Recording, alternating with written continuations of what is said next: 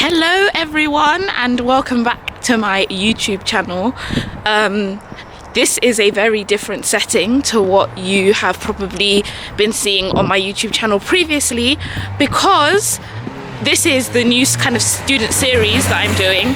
Sorry if you hear things in the background, I'm walking to the station to get to uni, because this is the beginning of the Write Your Dissertation with Me like kind of series. I don't want to call it series, but keep saying series. Anyway, I'm doing like a whole block of videos about writing your dissertation, but more importantly, writing your dissertation with me, because I've done one dissertation that did fairly well, and I kind of wish someone helped me do it. Hang on a second, I'm just crossing the road. Got to make sure you cross safely and all of that jazz. Yeah, so I wrote a dissertation last year for my undergrad. Like I said, it did well, but it would have been so helpful if like I had some help like from an actual student, because especially when you're doing an undergrad dissertation, you don't get as much assistance from your dissertation supervisor.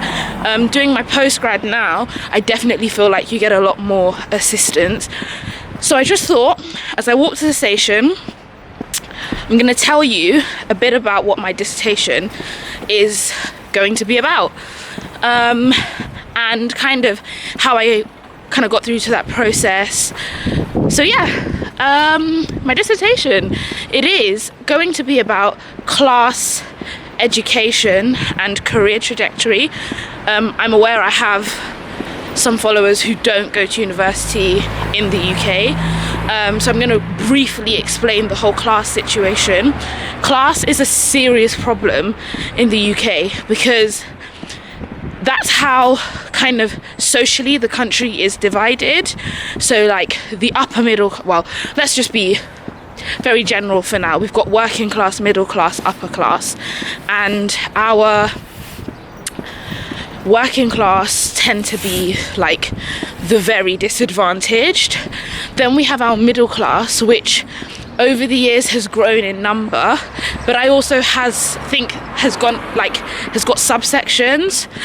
You've got lower middle class, upper middle class, and then upper class is like the upper echelons of society, you know, the super rich. And essentially those people who are part of like the working class, they tend to not have a very good education, and then from there they tend to not like get very good jobs. And then the upper class, obviously, because like they're wealthy and stuff, they go to the best schools in the country, and then they tend to end up in the best jobs. That's not always the case, but that's what my dissertation is about. Yeah, so I'm gonna keep walking to the station now. I'm gonna stop filming, and we'll start filming again when I get started.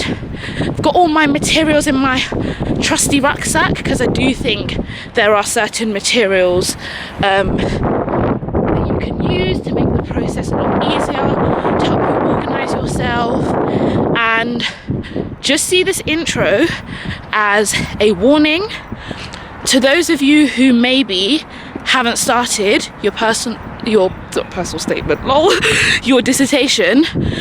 If you're in your third year, or you're a full-time 1 year's master's student, please at least start thinking about it. Don't do what I did, which is write their undergraduate dissertation in 2 weeks. Start early, okay? I'm gonna go now. It's really cold, I need to wear gloves. Laters. Okay guys, I'm back. So I'm at uni now.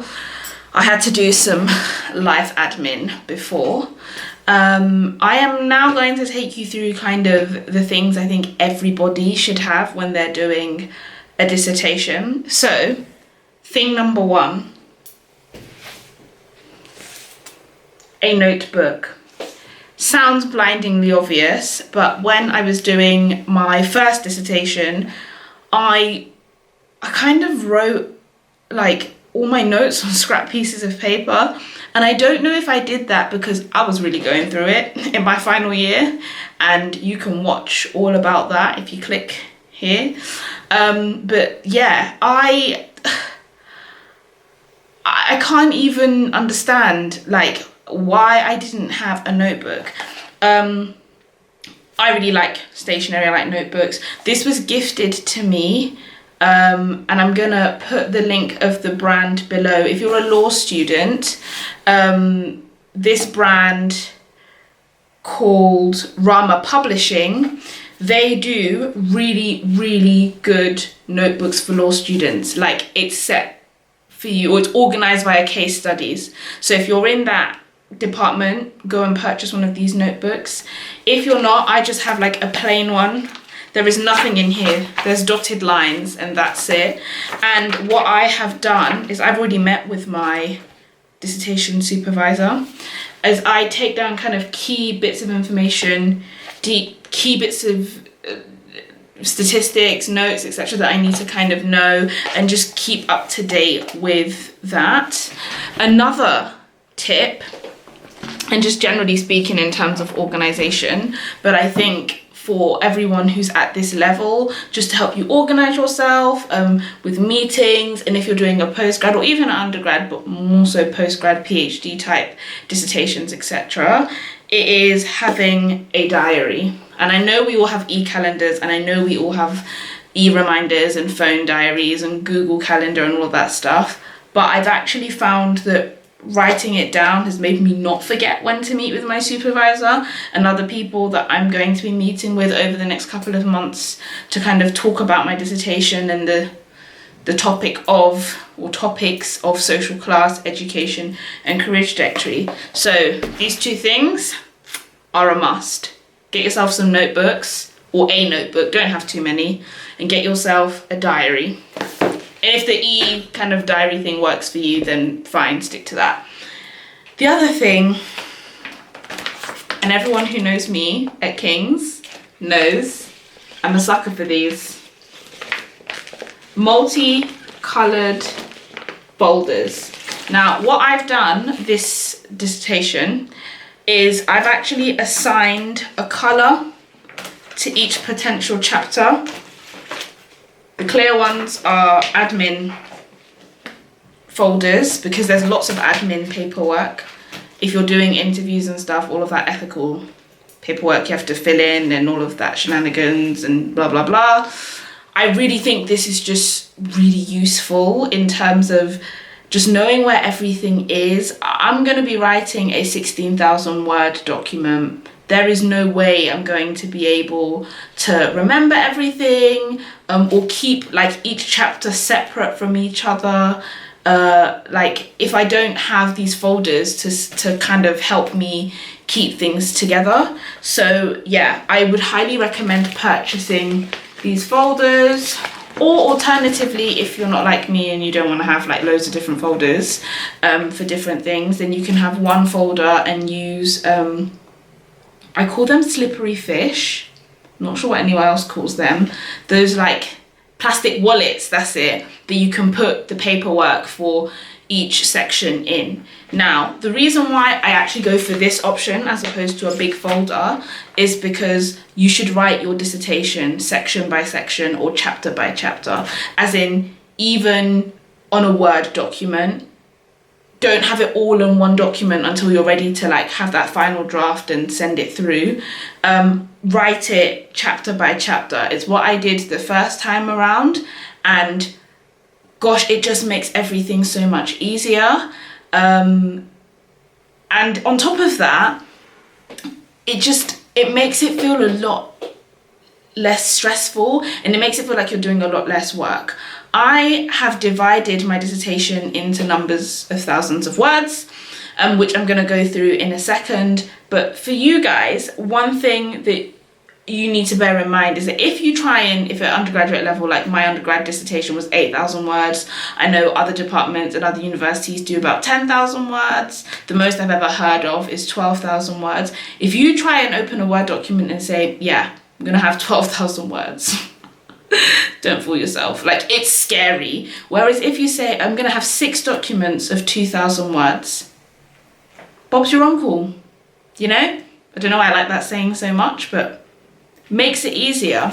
I'm also going to include a screen recording of this video to show you guys how I've organized my folders on my desktop, because that's another thing that we have to have organized from the beginning. You do not just want to have one ginormous dissertation folder with readings and notes and drafts and different parts and chapters everywhere.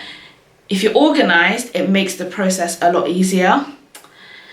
Then here is what I've got here. Oh, obviously, this might sound mad, but don't forget a pen in your list of things to have with you. So when I met with my dissertation supervisor, this is how, luckily, me and her tend to work in the same way. But I don't know if you guys can see this. This very messy, I don't know what it is, bullet points, mind maps, or whatever. And that's going to go, each of these that we make, they're going to go in the folders that I've just shown you. But I've essentially got here how I'm dividing my 16,000 words. Lit review is going to be 2,000 words. Mythology, 1,500 to 2,000 words. My findings, 4,000 words. Analysis, 4,000 words. And conclusion, possibly 3.5 again to 4,000 words. And that takes me to 16,000 words overall, which is my word limit in this situation. And I just think this might change, by the way. So with dissertations, nothing is ever the same, but just having an idea so that I know how to organize my chapters and sections is really useful, and I would highly recommend it.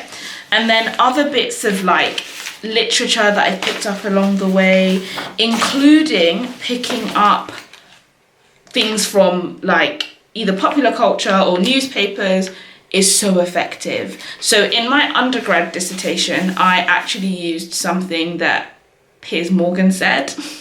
Love him or hate him, he got me a first in my dissertation presentation. So don't think that, oh, it's not academic, it's not from the library, I can't use it. It may actually be the game changer for you. It certainly was for me. So okay, I'm not going to take credit for this. My dissertation supervisor found this in, I believe it was the Times. The Sunday Times. And so she kept it for me, bless her. And it's going to go in one of the folders that I've assigned to kind of media of that nature. Last but not least, for what you need to start your dissertation. Now, actually, you can't see it because it's in this case. Let me take it out. This is a portable hard drive. Why am I showing this to you? I'm showing this to you because the night before my undergrad dissertation, my laptop deleted 2,000 words of my dissertation. Now, that dissertation was 8,000 words. My maths is not the best, but, you know, from the ability I've got, I think that's 25% of my dissertation that just vamooshed. And before, you know, in the comments, you lot are like, you should have had it on a USB stick, or you should have saved it in a drive.